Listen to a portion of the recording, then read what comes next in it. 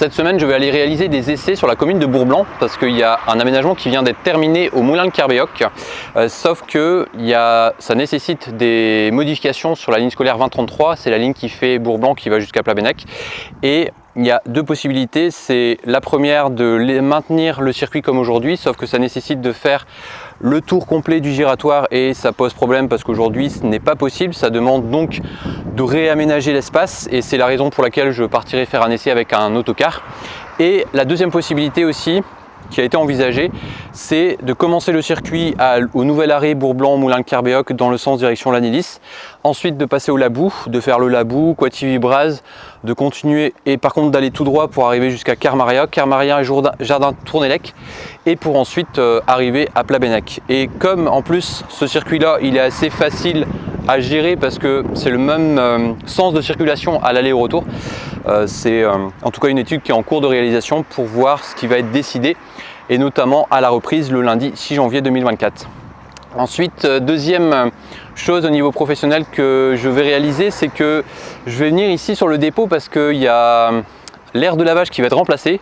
Ça fait un petit moment qu'elle est en panne et la semaine prochaine, parce que là je tourne ce podcast, c'est pas un podcast, c'est un sujet de la semaine le samedi.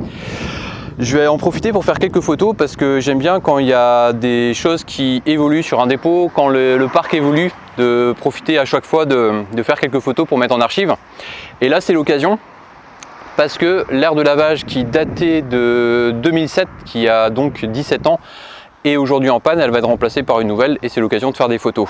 Et pareil, toujours par rapport aux photos, il y a un important aménagement qui est en cours de réalisation aussi du côté de l'Esnevin, au Parcours, à savoir qu'il y a des panneaux photovoltaïques qui sont en train d'être posés et je vais en profiter aussi pour aller faire quelques photos pour compléter l'album. Et enfin, au niveau personnel, je vais continuer d'avancer sur le fameux magazine, enfin j'en ai deux en cours, c'est pour ça que ça prend un peu de temps, le fameux Passion Autocar Magazine, le numéro 7 qui sera consacré aux autocaristes bretons et le numéro 8 qui sera consacré aux autocaristes français en général.